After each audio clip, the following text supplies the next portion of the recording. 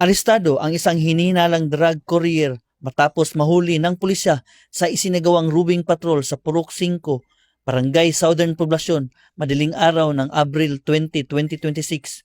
Kinilala ang sospek sa alias na Haris, 26 anyos at residente ng Lanao del Norte. Nakuha ang atensyon ng mga otoridad ang kahinahinalang kilos nito habang may dalang kahon na kalaunan ay napag-alamang naglalaman ng hinihinalang illegal na droga. Tinangkapang tumakas ng sospek, ngunit mabilis itong naaresto ng mga operatiba ng Plaridel Municipal Police Station.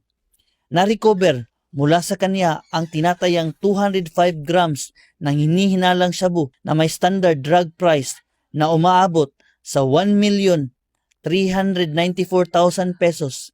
Kabilang din sa mga nakupiska ang mahigit 40 sachet ng hinihinalang shabu, isang karton na lalagyan, cellphone, mga bag, wallet, relo at 1,500 na cash. Kasalukuyang nasa kustodiya ng pulisya ang sospek at nahaharap sa kasong paglabag sa Republic Act 9165. Patuloy naman ang investigasyon upang matukoy ang pinanggagalingan at posibleng koneksyon ng sospek sa ilegal na operasyon ng droga.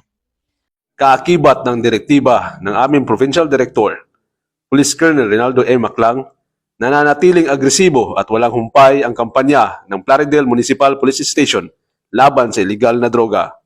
Hindi kami titigil hanggat hindi napapanagot ang mga sangkot at mapapanatiling ligtas ang ating komunidad. Patuloy din ang aming panawagan sa publiko na makipagtulungan at agad i-report ang anumang kahinahinalang aktibidad.